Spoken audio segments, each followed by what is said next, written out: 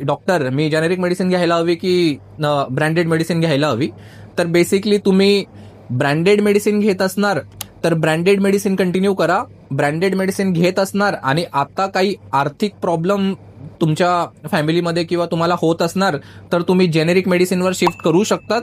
पण जर का जेनेरिक मेडिसिनवर शिफ्ट केल्यानंतर तुमचं जर का असं कंप्लेंट असेल की मी ब्रँडेड मेडिसिन घेत होतो की माझं शुगर कंट्रोलमध्ये होता, माझं बीपी कंट्रोलमध्ये होता, किंवा जेव्हा मी ब्रँडेड मेडिसिन घेत होतो तेव्हा गोळी खाल्ल्यानंतर मला पोटात दुखायचं नाही, व्हॉमिटिंग सारखं व्हायचं नाही, तर मग तुम्ही जेनेरिक मेडिसिन न घेता तुम्ही ब्रँडेडच मेडिसिन घ्या.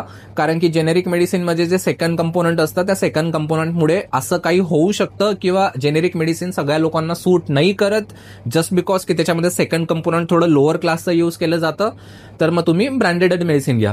पण जर का तुम्ही ब्रँडेड मेडिसिनवरनं जेनेरिक मेडिसिनवर शिफ्ट झालायत आणि ब्रँडेड मेडिसिन सारखाच जेनेरिक मेडिसिनमध्ये तुम्हाला त्या आजाराबद्दल फरक दिसत असेल तर तुम्ही हमखास जेनेरिक मेडिसिन घेऊ शकतात. तसा काहीही प्रॉब्लेम नाहीये. जेनेरिक मेडिसिन तेवढाच सेफ आहेत जेवढे ब्रँडेड मेडिसिन सेफ आहेत. जेनेरिक मेडिसिनचा इफेक्ट तेवढाच आहे जेवढा ब्रँडेड मेडिसिनचा इफेक्ट आहे.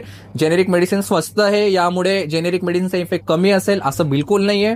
ब्रँडेड मेडिसिन जास्त महाग आहे म्हणून ब्रँडेड मेडिसिन चांगलं आहे असं पण काही नाहीये. आणि जे जेनेरिक मेडिसिन हे ते काही डायरेक्ट कंपनीमधनं तुमच्याकडे येत नाही. जेनेरिक मेडिसिन पण कंपनी थ्रू गव्हर्नमेंटकडे जातं. गव्हर्नमेंट प्रॉपर टेस्ट करते जसं ब्रँडेड मेडिसिनची टेस्ट असते आणि त्यानंतरच जेनेरिक मेडिसिन मार्केटमध्ये येते.